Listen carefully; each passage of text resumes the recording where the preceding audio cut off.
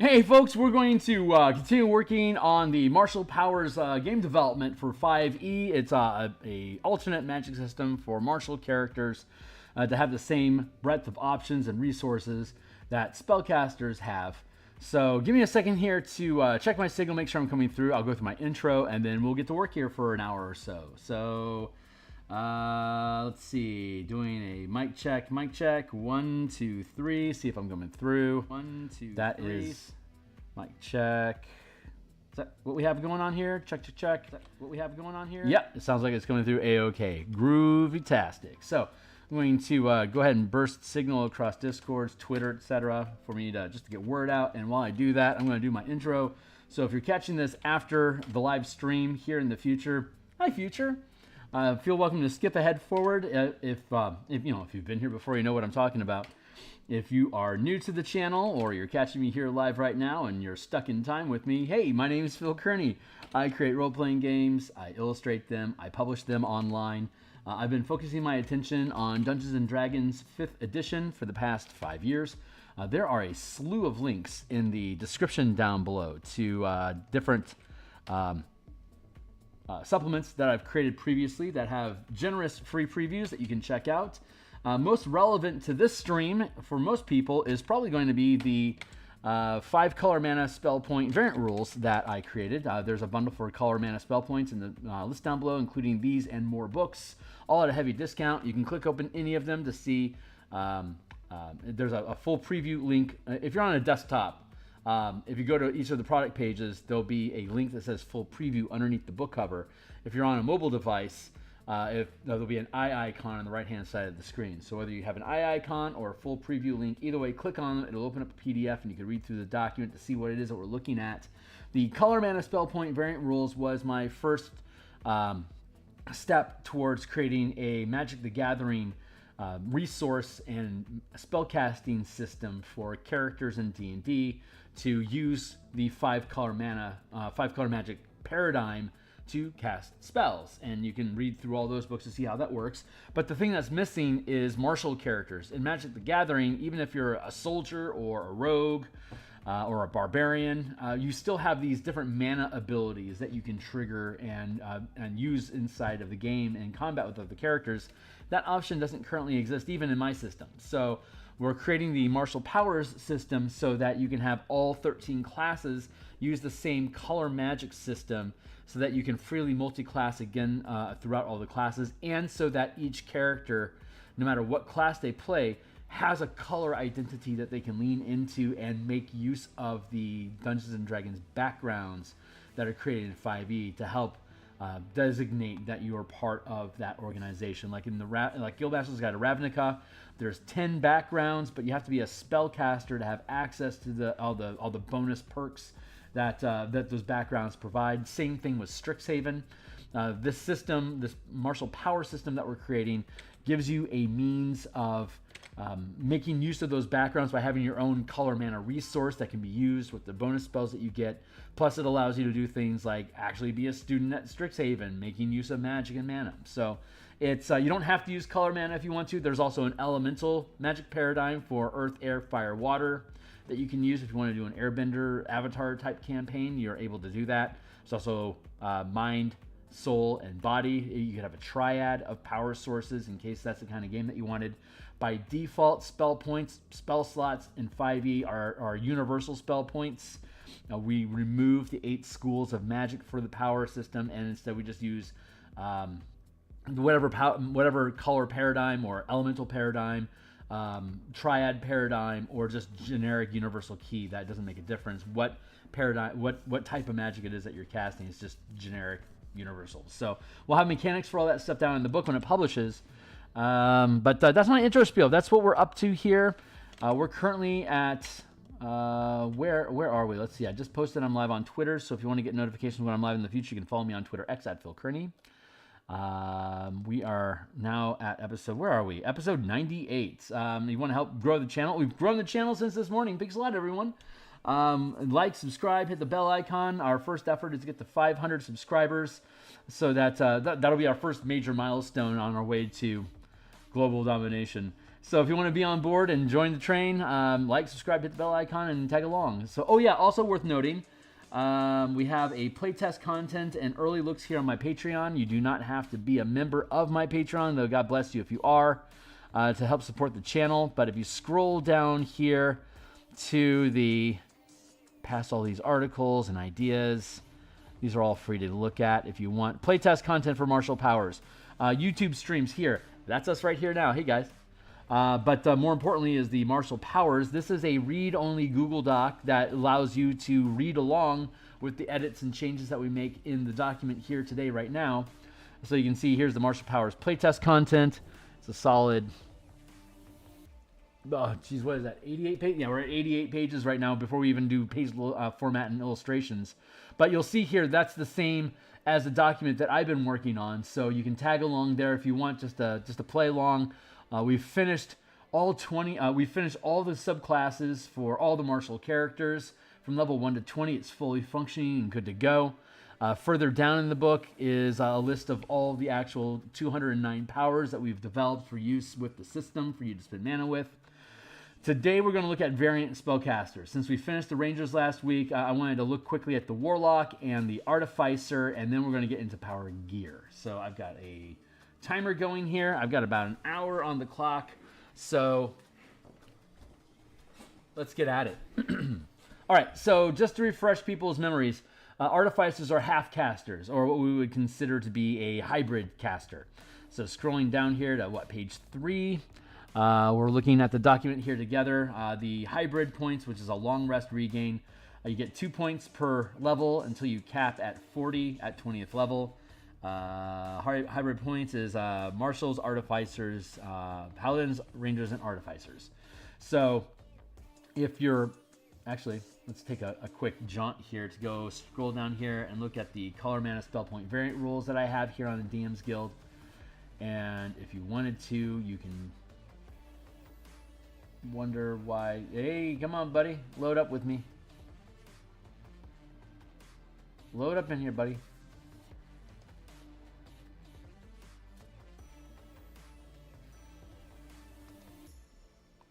You gonna jump in here? Boy, we're facing some serious lag right now. Let's go with color mana. That should find my stuff pretty quickly and easily here on DMsGuild. And are we gonna get a wapa? Wapa? Wapa? Wapa?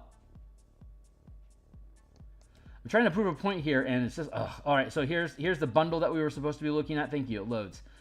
Here's your list of spells. Here's spell point warlocks. These are pay what you want. Elemental Key offers color mana as well as the 4 elements offered through the Way of the 4 Elements. Let's take a look at universal spell points and high magic. Here we go. This thing's almost a gold seller. It's had pretty good reviews, but the point is that you open up the full preview and you can read the entire document. You can see here there's full casting, half casting, and third casting. Like third casting is like Eldritch Knights, Arcane Tricksters.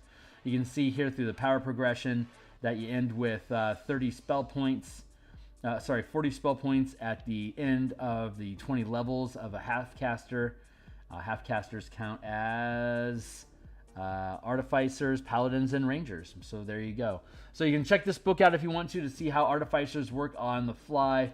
But overall, the way that the system works is that a half caster gains 2 mana per level to cast throughout the course of the day, and it ends at 20. Artificer is, and it costs 1 mana to cast a spell. So first level is 1 mana, 5th level spells is 5 mana, 9th level spells is 9 mana if you have that much. Artificers as half casters, at 2nd level they get infusions. Oh, that's right. We were going to look at the Warlock first. Okay, and so Warlocks, let's open up that document again just so you can see what it is, what we're looking at here. Reopen. And we'll back it up. Come on, buddy. Color mana. Search is temporary offline. Well, ain't that a fine how do you do? Let's go with color mana. Let's try that again. Thank you. Dive back into the documents. Here's your bundle. Let's go down to spell point Warlocks. This is pay what you want. It's almost a gold medal seller anyway. Come on, buddy. I'm trying to prove a point here, man.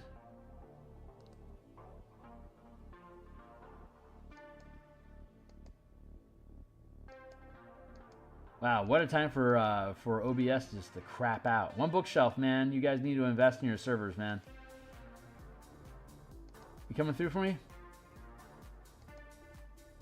Thank you. Okay, so this is a 10-page document, and again, your free preview here is all 10 pages. So again, another complete full preview. But here's how Spellpoint. Here's how they work with the DM guide Spellpoint allocation. But we use the color mana variant or the universal Spellpoint system here. So it's 1 mana per level of spell up to 5th level. We know that the Warlock gains access to 5th level spells by 9th level, and then they get the Mystic Arcanum. So you can use your normal Pact Magic. You get 1 per level on a short rest up through 20th level. You get 20 of them. You can spend Pact Magic. You can spend Pact Mana on your Pact Magic spells from level 1 to 5. You get 20 at 20th level. That's 4 5th level spells that you can cast per short rest. But the way that mana system works, like by 5th level, you have access to 3rd level spells, right? You have a total of 5 mana, so you can cast 1 3rd level spell and a 2nd level spell, or you can cast 2 2nd level spells and a 1st level spell, or you can cast 3 1st level spells with the 5 mana that you get when you get when you take your short rest. You get all your packed mana back. Mystic Arcanum points are gained on a long rest, and it takes 9 points for you to, it takes 6 points to cast a 6th level spell, 7 points to cast a 7th level spell, 8 points for 8th level, 9th for a 9th level. 9th level spell is the maximum level, but we pushed Wish up to being a 10th level spell, and we give you access to it as a Warlock at 19th level. It'll cost you 10 mana to cast it, and over the course of level 11 through 20, you get 40 points of Mystic Arcanum that can be spent strictly on the Mystic Arcanum high magic spells from level 6 to 9, including a 10th level spell slot if you wanted to upcast, or you gain access to Wish. You can Wish once per day. Alternatively, you can spend Mystic Arcanum on Pact Magic as well. So you could technically have 60 mana at the beginning of your day, and every time you take a short rest, you can get up to 20 of them back. So you can either forego your Mystic Arcanum and just spam out lower level spells like crazy, or you can keep those Mystic Arcanum points in reserve for when you actually want to cast your high magic. So either way, this is using the same spell point progression that we have for the fighter, the monk, the rogue, the barbarian. They're gaining 1 mana on a short rest up to 20 mana at 20th level. Long rest, short rest, there you go. You have the Mystic Arcanum kicker that you showed you here. So here's how the Warlock works with martial powers. You have your spells that you learn as a Warlock. You have the mana that you gain, the Pact Magic, and then eventually the Mystic Arcanum that you gain as a Warlock. You can learn invocations from the martial power system here if you take the Pact of the Blade. So Pact of the Blade is your qualifier. We have a couple invocations here, which is Invocation Extra Pact Boon, which you can start taking at 3rd levels. We're probably going to see this changing in 2024, but for now, in 2014, this is how it works. This is how it will play. So you can exchange 1 invocation to gain 1 additional Pact boon. So if you wanted to say Pact of the Chain, and then you wanted to have Pact of the Blade as well, you could spend one of your invocations to learn the additional Pact, which then opens up all the prerequisites for the Pacts that you have. You could load up on 5 different Pacts if you want. We have 5 extra ones that we have listed in the, if you go to the Pacts and Patrons of Ravnica, we have 5 extra Pact boons that you can learn based on the colors of magic: white, blue, black, red, green, that you can add to your character. And then there's invocations that require those different packs, so you can pick those up. But all the powers in the martial power system is if you pick up the Pact of the Blade, then you can, anytime you have an invocation, you can learn any martial power that you want. So let's see, it gains at a half casting progression. So at 3rd level, you can gain 1st rank, and you have a power die of a D6. At 5th level, you can learn 2nd rank powers, and the power die will accumulate. It's still a d6 at 9th level. You can learn 3rd rank powers at 13th level. You can learn 4th rank powers. There are no 5th rank powers, but you can at 17th level put 5 mana into any power that you learn. The die that you use at 3rd is a d6, at 9th level is a d8, at 17th is a d10. Same thing we have here, power die d6, d8, at 17th is d10. You spend an invocation to learn a power, the number of invocations that you have, pack level, pack known, pack magic, mystic arcanum. Oh, we don't have it on this list because the invocations weren't a part of the spellpoint warlocks, because invocations don't change there. But we have, how many do we have? Let's look them up. That's a revision I can make to the spellpoint warlock when I rebuild it, is to include the number of invocations that you have, because I think that's going to be changing anyway, so it's good to include it. Here we go.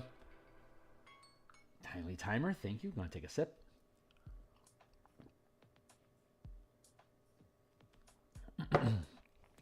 Invocations at 3rd level, you get a pack boon and you have 2 invocations. By the time you get to 20th level, you have a total of 8 invocations. So that means that you could gain a potential of 8 powers over the course of the 20 levels, in addition to all the spells that you would normally learn.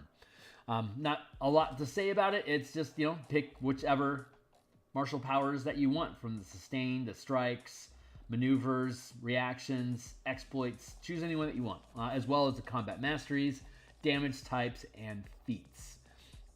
So you can switch in your invocations for feats or types of damage if you want, or any of the 8 combat masteries that we have here in the book. And combat masteries, of course, you can use with any proficient weapon. They're like a cantrip that you learn. So instead of being keyed to a specific weapon, it's a skill that you can learn, that you can use with any weapon that you're proficient with anytime you hit. So that's the basic rules of that. Warlocks, again, over the course of 20 levels, you get 8 invocations. And if you choose, you can learn any number of powers that are of the level that you've gained. At 9th level, you have 5 invocations at 8th level, assuming that you took Pact of the Blade. You now have 5 that you could learn, and at 9th level, they could be up to 3rd rank, any of them. So anything from 1st to 3rd rank, you can spend up to 3 mana on them at a time. There you go. Let's see. Let's look at the Artificer real quick. So Artificers, back to the top. Mechanics, Artificer, drop in. Thank you. Artificers gain item infusions at 2nd level. Number of infusions known is 4, and that'll eventually evolve into a total of 12 infusions known at 20th level. The way that Artificers work is they're half-casters. They get the spells that they normally learn. That doesn't change. However, you can choose to use an infusion to learn or to infuse an item with a martial power. So you can choose any power item. You can choose any martial power of the 209 that are on the list. Here is the progression that you have for the Artificer level, the number of infusions that you know, the total number of items that can be infused, and the max rank of power that can... There's only 4 ranks of power, even though you gain them as early as 13th level.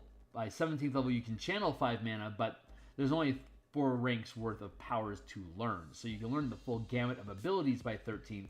You can't really max out your ability to use them until 17th, even though you've already learned everything that you could... You have access to everything that you could possibly know. It doesn't really cap out until 17th. So, and by 13th level, you gain access to 4th rank powers.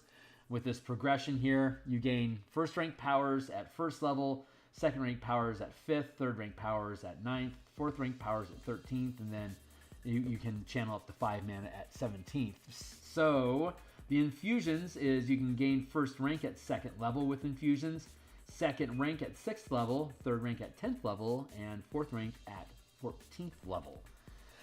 Excuse me.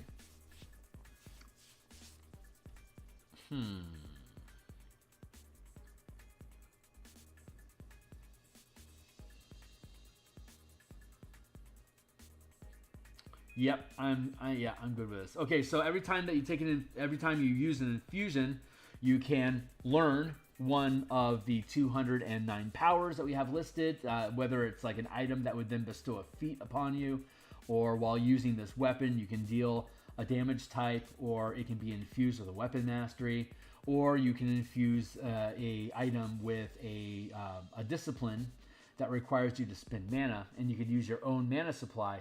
The item becomes basically basically becomes just an additional known power, and you would then use your normal mana supply to empower or to channel whatever power it is that you imbued into that item. Now let's explore that a little bit more here. And we have maximum item rarity indicated by the max rank of the item. So uncommon, rare, very rare, legendary. Let's see, what are the things? You can just replicate power. So you take an item, you infuse a power into it. For example, a second rank artificer with a PB +2 can create an item infused with, item. Let's see, each item can hold one infused power. Each item holds a number of charges equal to the artificer's proficiency bonus minus the rank of the item. So proficiency bonus minus the max rank of the item. So if you have a third rank item created by a 10th level artificer, 10th level artificer has a +2, +3 has a +4 bonus.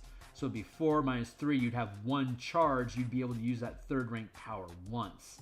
Alternatively, if you created an item that had only a first rank power in it, which would normally only cost 1 mana, as opposed to the very rare, which would be 3 mana, right?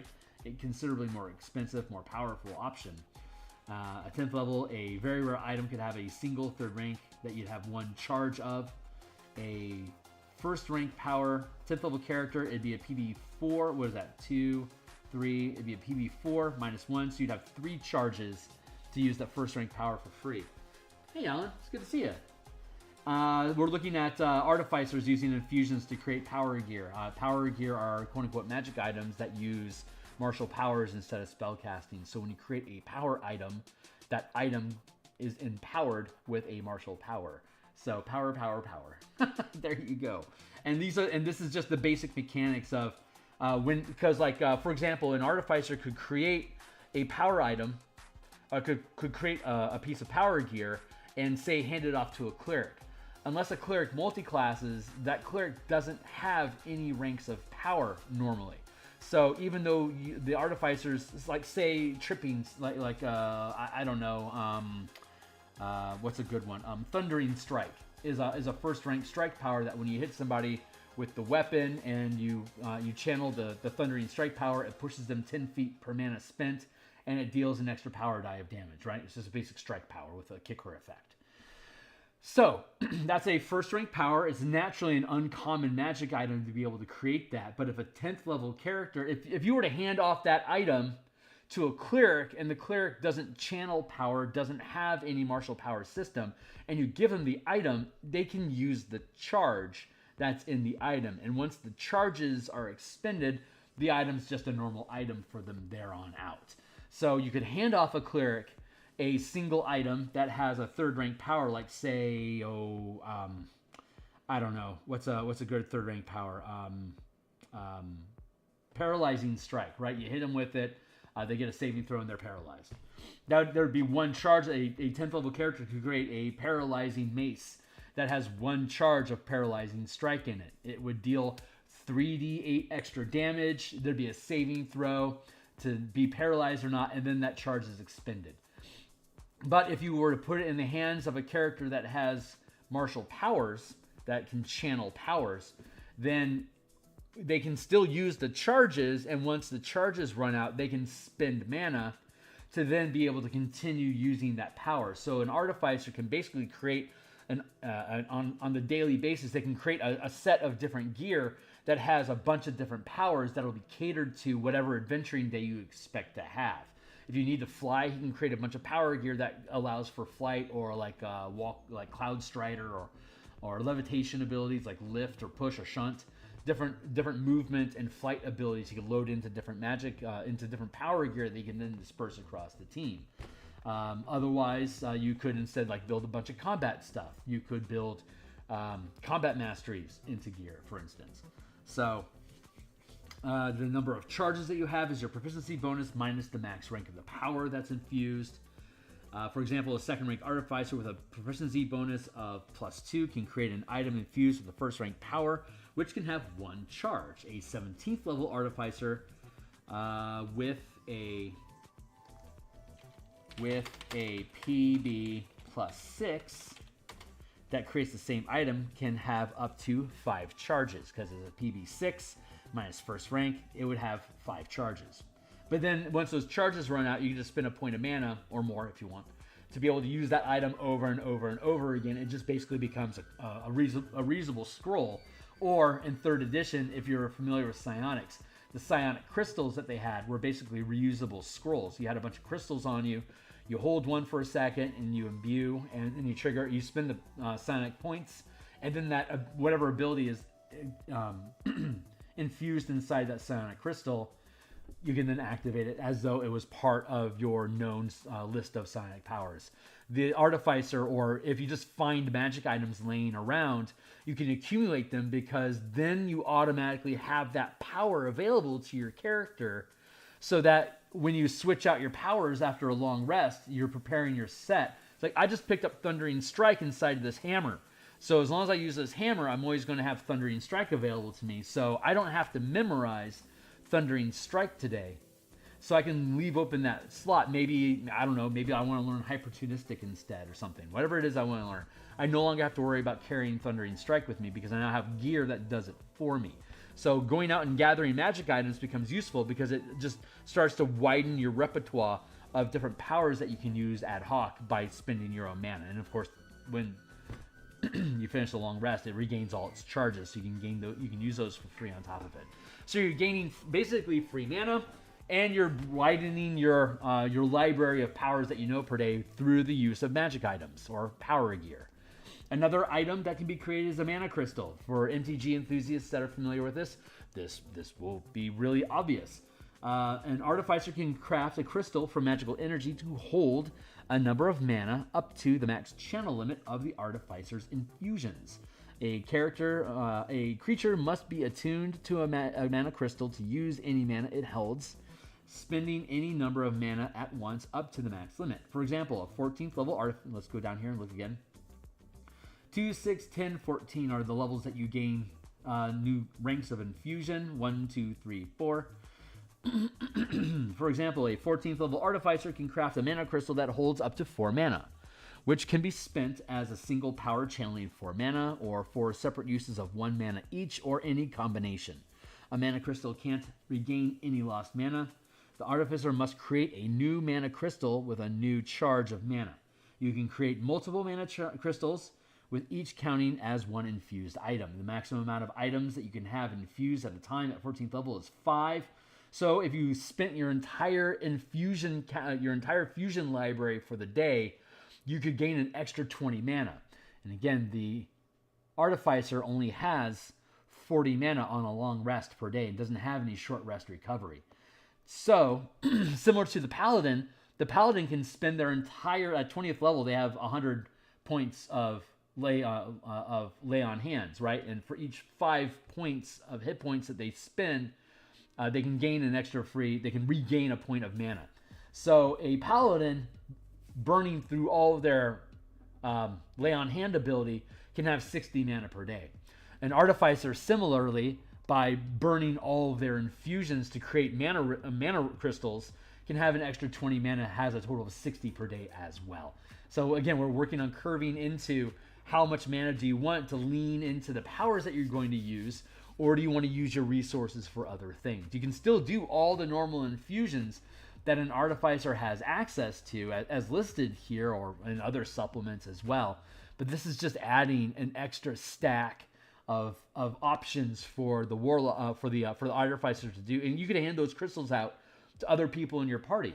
So if you have a barbarian that doesn't want to spend hit dice to recover mana during rests, he's burning all those dice and needs them for himself, well, then you could have the artificer could create a couple crystals, hand them off to the barbarian to be able to keep his mana pile up. There's empowered weapons, which is which you can start doing as a 6th level artificer.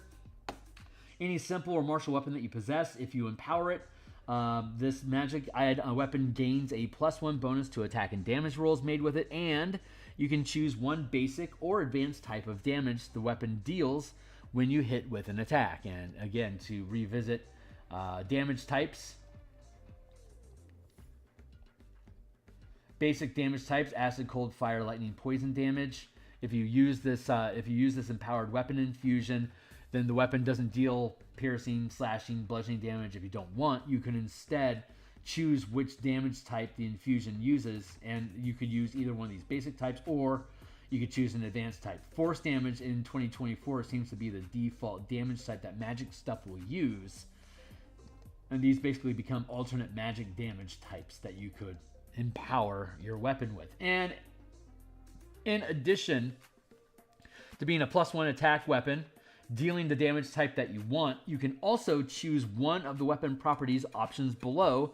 The weapon gains the properties if it doesn't already possess them. So if you had, say, a halberd, a two-handed reach weapon, it could also thus gain the light and finesse properties. So you'd be able to use that halberd with one hand and use your dexterity even though it has a 10-foot reach.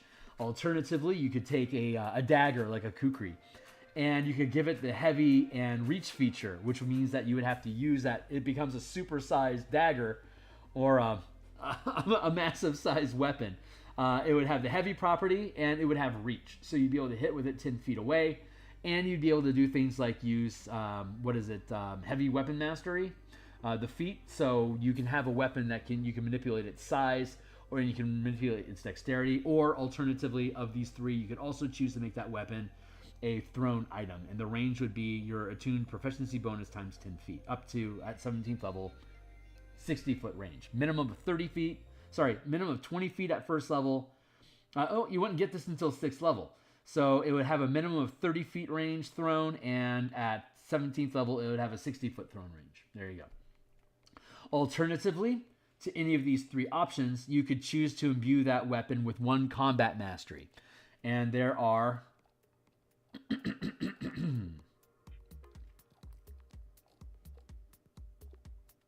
8 different combat masteries. So every time you use your weapon, instead of channeling a strike, you can, as a cantrip costing 0 mana, use a combat mastery. So you could addle your opponent. I mean, here's the list. You can read along in the document here by clicking through to the playtest content on my Patreon. You don't have to be a member of my Patreon to take advantage of this stuff, but God bless you if you do.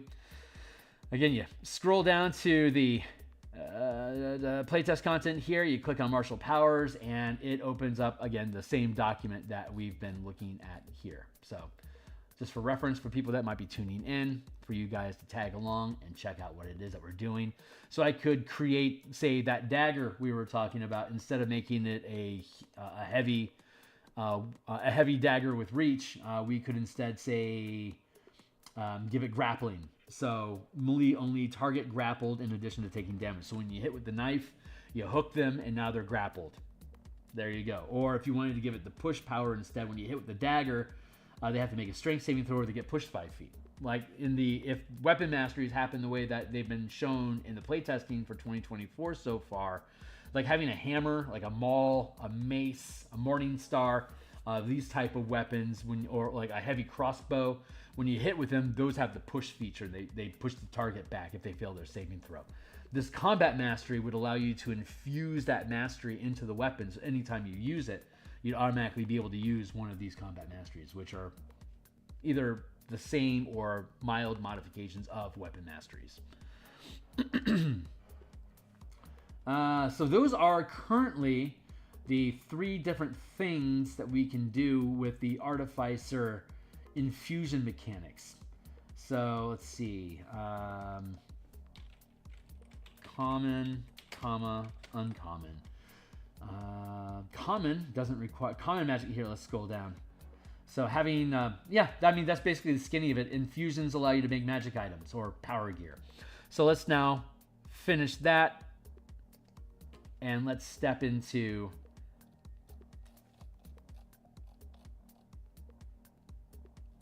our power gear. So power gear, mana crystals. Again, you saw this up above. Artificers can create mana crystals. Here are what mana crystals are. Common, its total has it's okay. So when a character requires mana pool class feature to attune to this, when a character that can channel powers attunes to a mana crystal, while the item remains in their possession, you can regain spent mana from the crystal when you hold the crystal as a bonus action. Any amount of mana can be regained up to the maximum amount of the crystal, up to your total mana. The crystal replenishes its mana when a creature attuned to it finishes a long rest. The total amount of mana the crystal can hold, and the amount it currently holds is determined by the rarity of the crystal possessed. A common mana crystal will hold 1 mana, and when you find it, it'll have 0. It'll have 1d2 minus 1. So you'll either have 0 mana stored in it, or I'll have 1 mana stored in it. Take your pick. An uncommon can have up to 2 mana, and you'll have d2 when you find it. Rare can hold 3. Very rare can hold 4. Legendary can hold 5, and it'll have d4 plus 1 when you find it. When you can attune to multiple mana crystals in your possession. So I love this. Okay, so beyond the fact that mana is just a universal generic spell point, like spell points in the DMG or key for a monk, but if you add on a magic paradigm to your campaign, so that you're like, say, using elemental key, you don't have generic key. You have either air, earth, fire, or water key, or any combination of depending on what the theme of your campaign is. If you guys are playing a normal D&D campaign where anyone can be anything, and there's one monk, the monk wants to be an way of the 4 elements.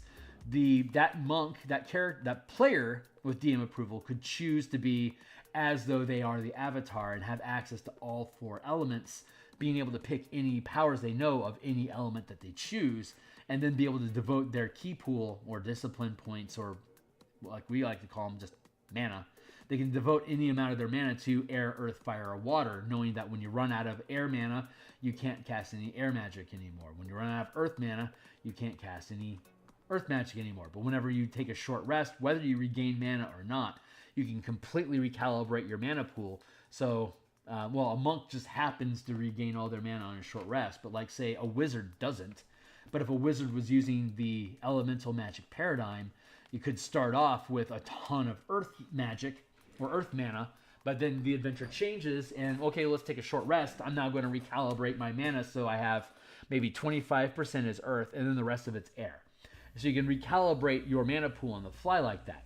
So if you're playing just a generic magic campaign, then the mana crystals are just going to be mana. There you go. But if you're diving into one of these paradigms and you're handing out magic items, it's like, yeah, I'm going to give you a rare magic item. I'm going to give you a rare mana crystal, and it's going to have 3 mana in it, but it only is devoted to water. It's like I don't know, like pardon the pun, but an aquamarine gem that holds 3 points of water mana in it. So unless you're using water magic, if you're using water magic, that's super useful. If you're not, it's not so useful at all. Using the 5-color magic paradigm of white, blue, black, red, green, you could give them a mox crystal, for instance. What would be an onyx? An onyx crystal, which is a black stone. So like a very rare onyx crystal would have 3 black mana in it. And if your character only uses white and green magic, that's not a very useful magic item to you. But if your character uses black magic, then that black mana crystal is going to be incredibly valuable, because most of these characters, again, only have, like, that's a rare magic item. You'd have that like around 9th level. At 9th level, characters are going to like your paladin's going to have 18 mana, and your monk or your rogue, your barbarian, your fighter only has 9. Having a mana crystal that's going to give them an extra 3 mana, that's pretty damn useful at that level. So that's a fun little magic item to throw in there. And again, the DM can cater the magic items gained to what colors the team members use. So if you've got a team with like a bunch of Witherbloom and Silver Quills on board, then they're all using black magic. The Quills are using white and black, while the Witherblooms are using black and green. If you were to hand out a mana crystal, the only way that would be useful to your team is black, if anyone could use it, green if you want the Witherbloom characters to get some magical bump, or white if you want the Silver Quills to get a bump. And since the mana system works for all 13 classes, you can hand these things out, and wizards, sorcerers, artificers, paladins, warlocks, fighters, barbarians, they can all make use of it, assuming that the mana aligns with what they're devoted to. And again, if you're using just generic spell points, then anyone can use them automatically. There is no devotion to worry about. Power gear. Power gear is an item that, how are we looking on time? 40 minutes. We still have 20 minutes to go. I'm going to reset my clock here. 20 minutes on here. 20 minutes on the board. We got 20 minutes left today.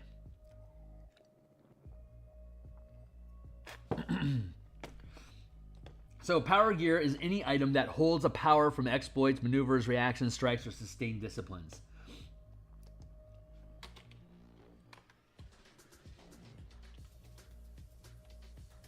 Power gear is an item, the maximum rank of the power enchanted, that holds a power. A power, period. We updated that text. The maximum rank of a power enchanted in the item is listed by rarity on the table below. The amount of mana used when channeling a power is equal to the rank of the item as indicated by the rarity. So, common magic items don't have any mana, they don't have any ranks, and the little asterisk here says that these items can be enchanted with a combat mastery, damage types, or a feat. So this is, since we convert feats into powers that you can learn instead of ASIs, I can also create magic items that have feats in them. Like, for example, you could have a polearm that has the heavy weapon mastery, or like, what is it? Heavy weapon. What was the name of that is? Hold on. Let's go down to our list of powers. heavy. Great weapon master. There you go. You know, you could have a polearm that's infused with the great weapon master feat and the polearm master feat. So when you're holding that polearm, when you're holding that glaive, you're considered to have both of those feats. Those are 0 rank magic items. So it doesn't take any mana. All you have to do is be proficient with the weapon, and boom, you're imbued with the power. An uncommon item would have a first rank power. It requires 1 mana, of course. A rare item would have a 2nd rank power. A very rare item would have a 3rd rank power. A legendary item would have a 4th rank power. Each power an item holds can be used. Each power an item holds can be used a number of times per long rest equal to the attuned creature's proficiency modifier. If the attuned creature has the channeling class feature, they can spend mana to use the item additional times. Power dice rolled. Actually, I need to use the artificer language. Let's take this.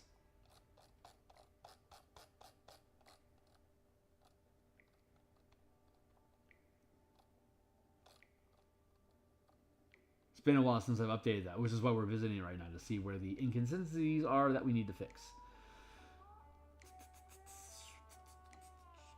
Artificer can craft a crystal, creature,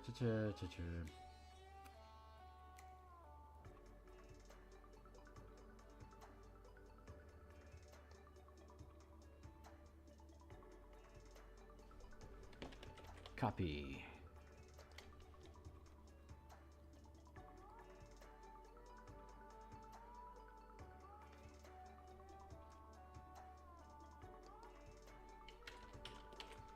Each power an item holds can be used a number of times per long rest equal to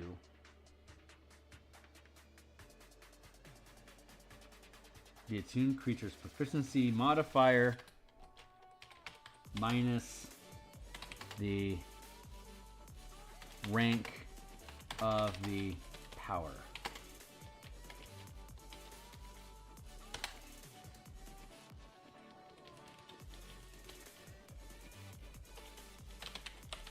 Second level character, attuned. An item. Character with a PB2. Attuned to an item with a first rank power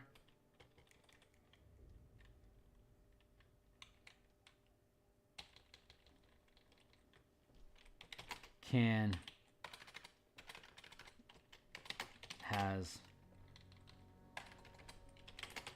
use the,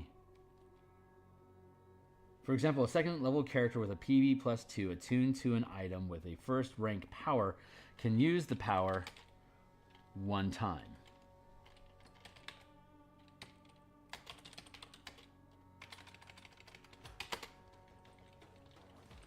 A 17th level character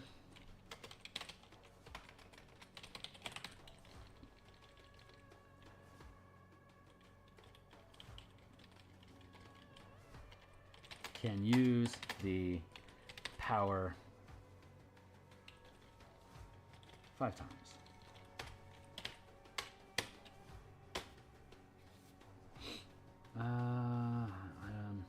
Each power an item holds. Each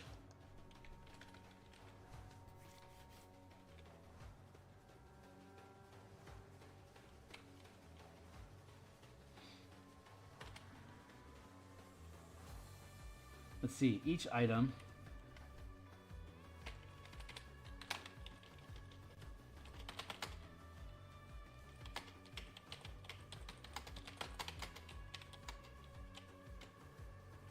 enchanted with a discipline power that requires mana.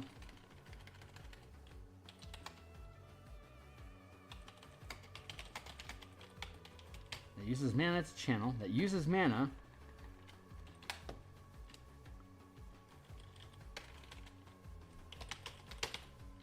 An item that is enchanted with a discipline power. Enchanted with a power that requires mana.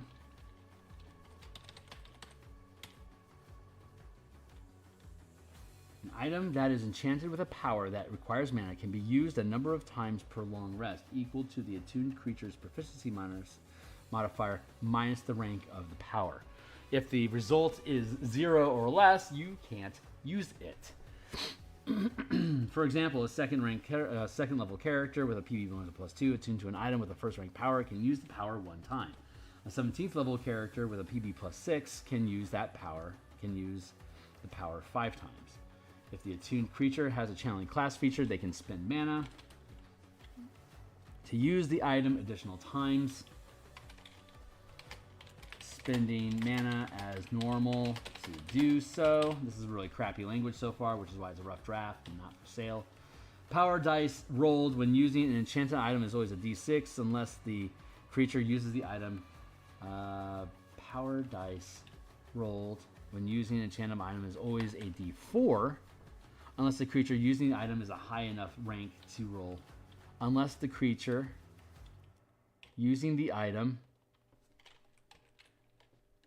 has the channeling class feature,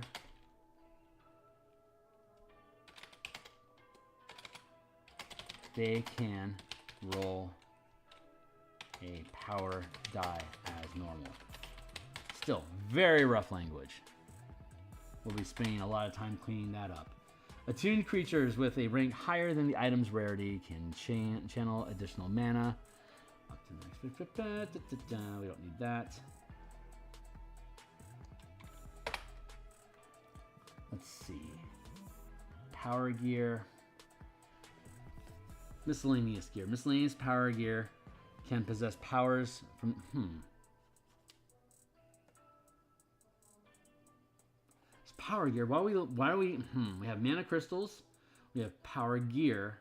Why are we... Oh, we have... Oh, there we go. Power weapons and miscellaneous gear.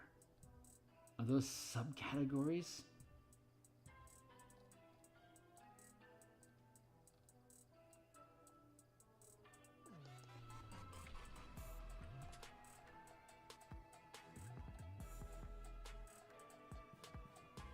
Let's see.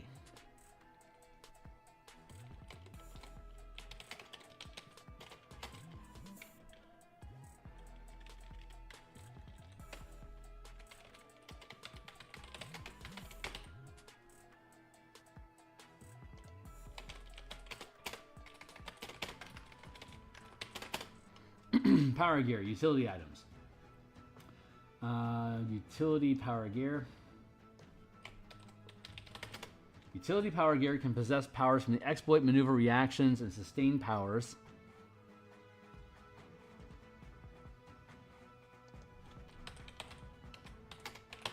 Can possess feats or powers from the exploit, maneuver, reaction, and sustain disciplines, which can be used while in the attuned creature's possession. If the item can be worn, it must be worn to channel. If the item can't be worn, it must be held to channel its power.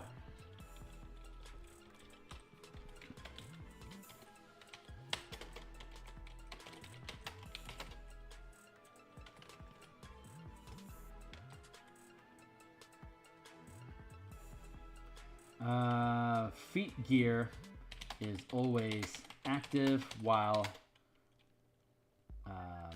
worn or held. Item, rank.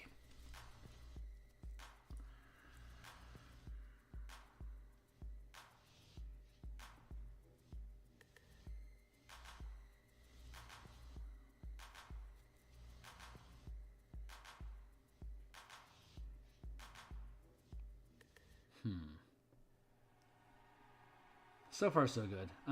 Let's see. Okay, so feet gear is always active while worn or held. Exploit gear can be triggered by specific conditions as detailed in description. Maneuvers gears can an action or bonus action to trigger. Reaction gear can be triggered by specific conditions as detailed in the description above. And sustained gear requires an action or bonus action to trigger and requires a concentration check to sustain as described above. If the creature has a channeling class feature, the sustained gear can be locked if the creature's rank is equal to or greater than the item's rank. Sustained gear otherwise follows all the rule of channeling sustained powers as detailed above. So if you're a channeler, you can lock sustained gear. Otherwise, everyone has to just maintain concentration on it. Power gear.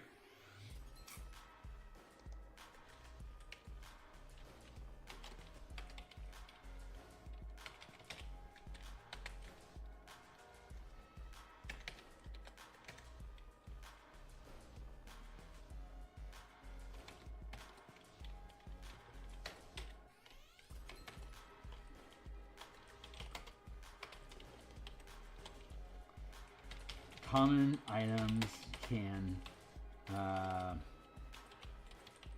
possess combat masteries, damage types, combat masteries, common damage types,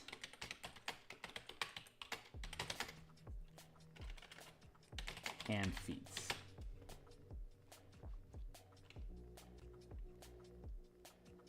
If the creature attuned to the weapon knows additional strike powers, they can be combined with the strike power. No, we're going to remove that. If the creature attuned to the weapon if the creature attunes to the weapon,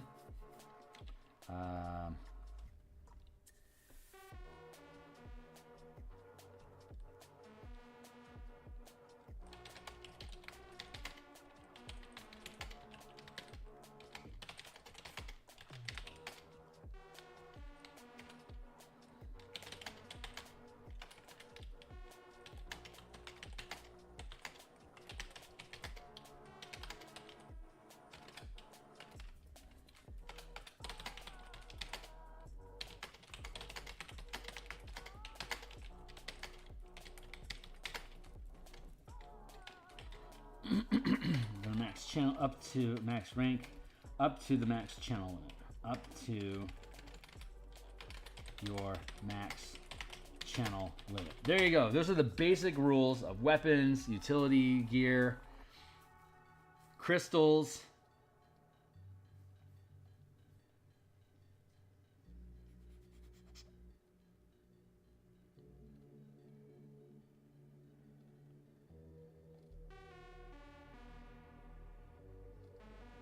There's a little redundancy going on here. Power gear, and then we're using power gear again as a general term. I think I need to fix that.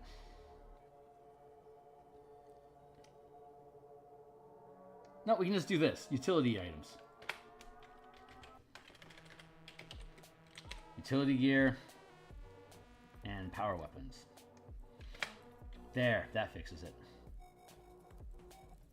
And then we have the random gear generator. So we have, okay, so here's how we're currently using this. Level 1 to 4, you roll a D4. Level 5 to 8, you roll a D6. 9 to 12, you roll a D8. 13 to 16, you roll a D10, and on 17 plus, you roll a D12. When determining what kind of gear you find, you're going to roll the die type as listed here, and here are the results that you have.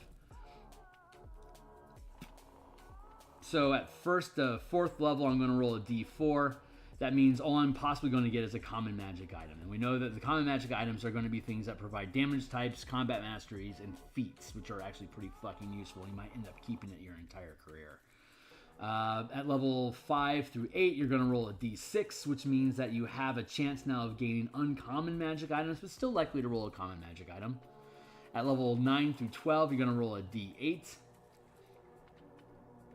So that means you're going to have about a 50% chance of it coming up as an uncommon item, but there is a chance, almost 50% chance it's going to be uncommon, but could be rare. And at 13th to 16th level, you're going to roll a D10, which is going to be potentially rolling very rare, most likely going to be an uncommon or rare item, and then could still be a common item, but most likely it's going to be uncommon or rare. And then at 17th level, it's going to be a D12, which means that on a 12, you could get a legendary item. But it's most likely going to be a rare or a very rare. You might get an uncommon or a common item. So it scales up in options and it dials in a higher rarity as you gain levels, but still leans towards common, uncommon, rare gear. So it's possible that your character can just load up on a bunch of little baubles and knickknacks that provide little pieces, but again, you have a limit on your attunement. But there are powers that exist in this game that while you're holding an item, you're attuned to it.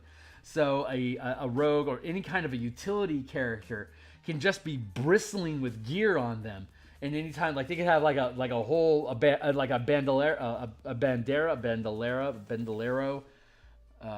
sash that has crystal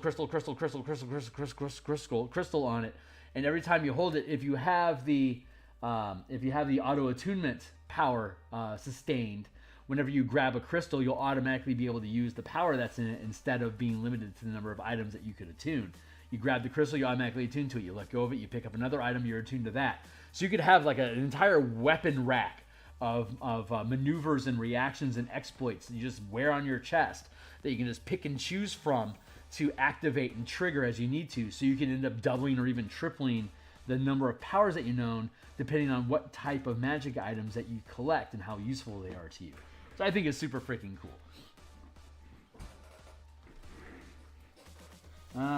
Let's see. Item types, mana crystals.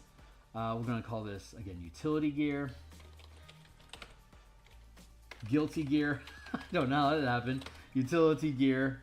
And then power weapons. Miscellaneous gear. Items. There you go. 1, 2, 3. Utility gear. Power weapons. So utility gear, it's not so much what type of item is it, it's what is it providing. So let's see, we also need to have feats. So you have 1 to 2, 3 to 4.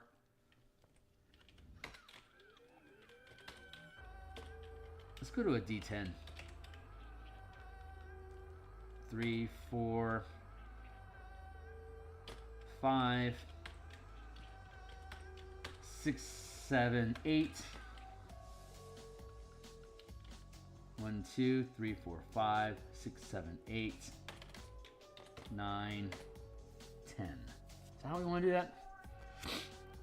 Utility gear, leaning into exploits makes a lot of sense. Leaning into feats makes sense. Less so for maneuvers. 6, 7. There we go. Let's do that. 3, 4, 5. Can we do 1, 2, 3?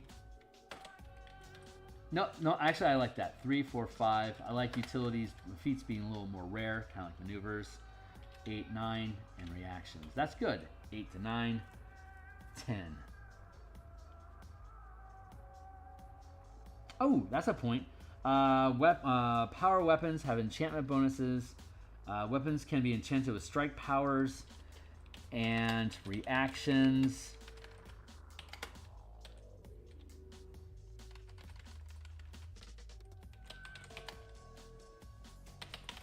That are opportunity attacks. And gear, reactions, gears can be triggered. Maneuvers, reactions, gear can be triggered by specific conditions as detailed. Reaction gear.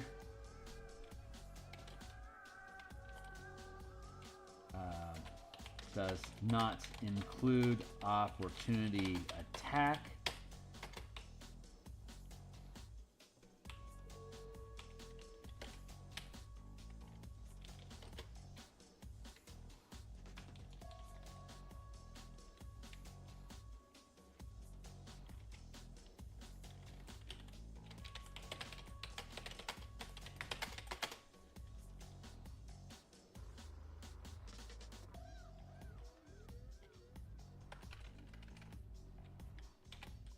If listed.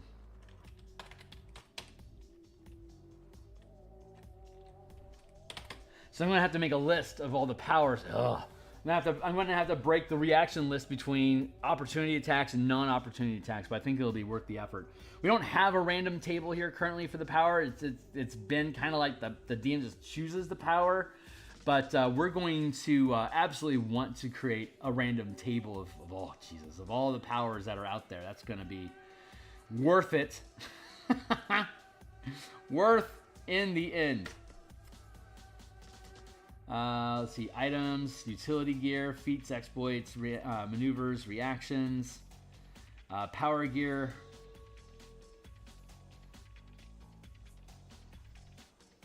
Has simple melee, simple range, martial melee, martial ranged.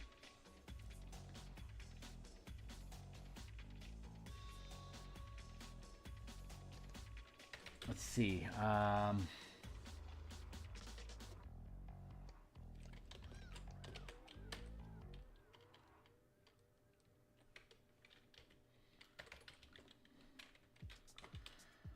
Let's go, 1 to 2 reactions.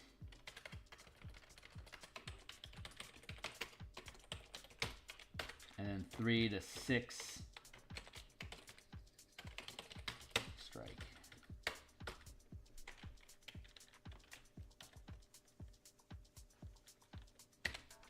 Let's go with 1 to 2 is a combat mastery. 3 to 4 is a damage type. 5 to 6 is a feat. 7 to 8 is an opportunity attack. 9, 10 is a strike power. So let's go with 1, 2, 3, 4.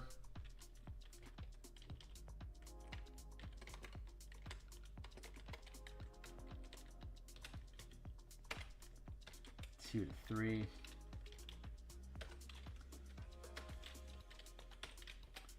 4 to 5. 6 to 8.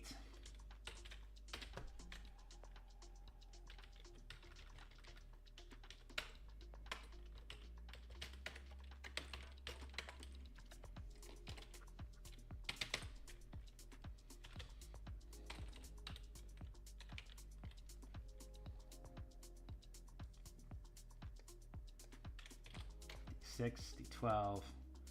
This will be utility gears at D10.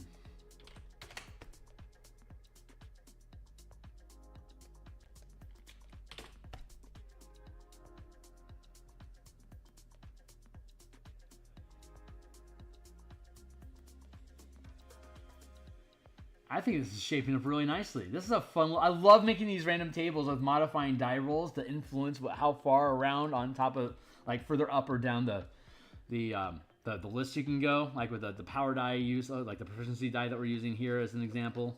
I love that stuff. I just think it's a lot of fun.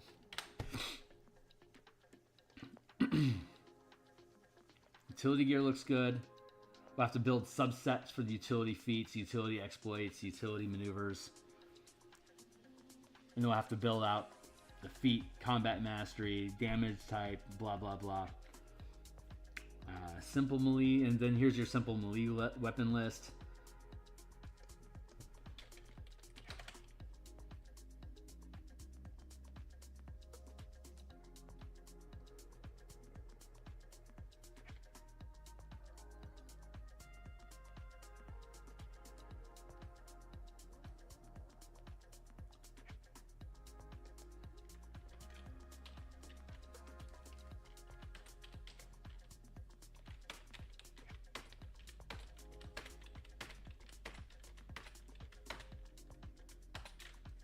Let's make that 20, 19, 18, 17,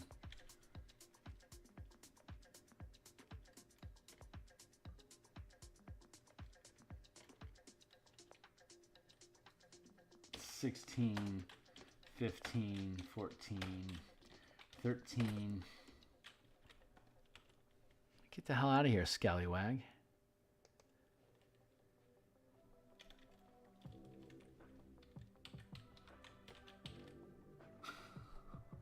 That there's no way that could be there's no way this could be accurate distribution here. Like having them alphabetical is probably outlandish, but that's how we're at right now. It would be really interesting. I don't know if there's actually a statistical breakdown of weapons used on D&D Beyond, but if there are, I would love to find that. If anyone knows out there, leave in the comments down below a notification of where that might be at. But if there is a statistical curve as to how likely versus unlikely they are, a player is to choose a particular weapon, we should be building our die based on what that frequency is. Like if you're if you're like 30% chance likely to use a longsword, then we should probably have like a spread of like roughly 30% of the numbers be there, and like maybe roll 2d10 or like 3d10 or even 2d20 or even percentile dice might make sense.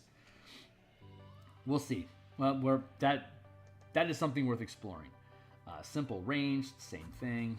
Crossbows, dart, short bow, martial, blowgun, crossbow, net, longbow, crossbow, hand crossbow.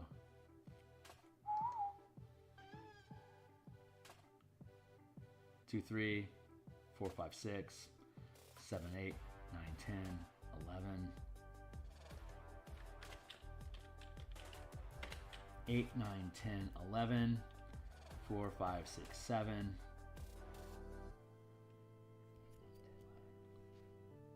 Yeah, I think that feels like an even distribution.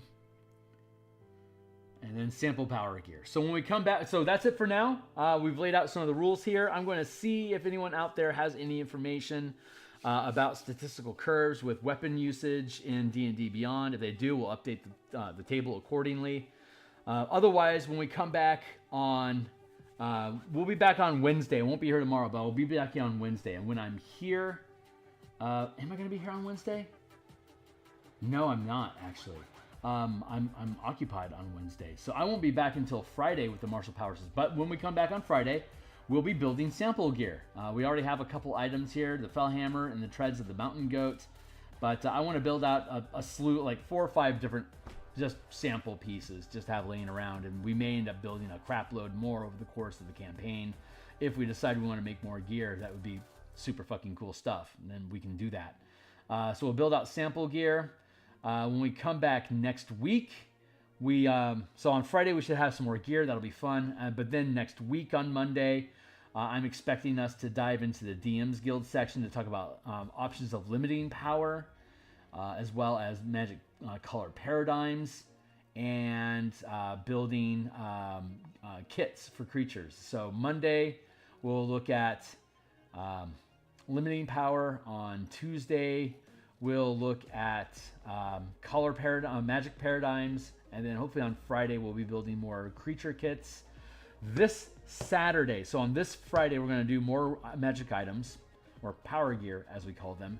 And then this Saturday, I don't have any commissions anymore on Saturday, so my Saturday stream is going to be the first design stream we have as a DM, to create the Ravnica Rubble Belt crawl campaign. Point crawl. You could call it hex crawl, but it's probably going to be more of a point crawl campaign. So we're going to build the Rubble Belt point crawl campaign that we'll use for playtesting characters from level 3 to probably 7. I already playtested at home level 12 to 20 with my home table, and it's been running great. They have a lot of resources and a lot of options for them to weave it in. It feels good for them to use it, but it's not their go-to on stuff. I just want to make sure that it's going to curve out and feel good at the first and second tier as well, since I've already had a lot of testing in the third and the fourth tier of play.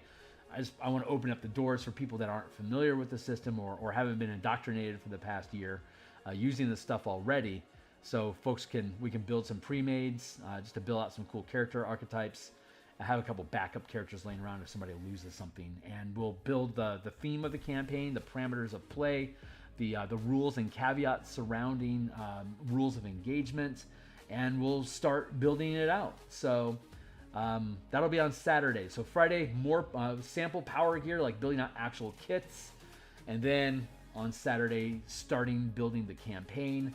When my Spelljammer book is finished that we stream on artwork for Monday through Fridays in the morning, I'll be back tomorrow morning for that. We'll be back on Eberron tonight for more tokens, so you can check that out. But once the Spelljammer book is done, that'll give us the space that we need to actually run a campaign, because the Eberron project we do Mondays and Thursday nights, including tonight, we'll be back for artwork. But once Spelljammer is done in the mornings, Eberron becomes our morning project, and that means our Mondays and Thursday nights get open. So our Monday, Thursday, and Saturday will be open with no specific project on deck. We can devote one of those days to running like a 3 or 4 hour playtest every week. So it can just run a Phil Kearney, a Phil Kearney Ravnica Rubble Belt Hex Crawl or a Point Crawl campaign, running characters from 3rd to 7th level. Every 4 weeks we'll gain a level no matter what, and we'll have a large roster of characters, pre-mades, or because I don't know who will be at the table each week. So we'll just have a bunch of drop-in, drop-out type characters, and we'll build the format of the campaign to work with a West March style of campaign where characters can drop in and drop out. With the players having a set of characters, they can choose what character they want to use that day, and depending on who our roster of players are, they can bring their own to the table using the power system that we have here, or just choose one of our pre-mades as well. And just keep rotating through players and characters to look at a different variety of stuff that can be done. And we'll see where things go and if things click. If everything clicks properly, then we got a really solid product on our hand. If not, we just need to flesh it out, make sure it works right, and just go through some edits until it's good. So stay tuned, guys. If you think that shit's cool, like, subscribe, hit the bell icon. We'd love to have you around. Like I said, we'll be back on tonight in about 6 hours, 6.5, 7 hours, something like that. Around 7, or it's like almost 1 o'clock here in Seattle. So it'll be like around 7:30 or so that we're typically online doing Eberron creature art or map production in the evening. So if you want to catch out some artwork tonight, again, like, subscribe, and hit the bell icon. Otherwise, I'll see you all tomorrow morning at Spelljammer, and I'll hopefully see you guys back here on Friday for more power gear development. So later, Gators. See you on the other side.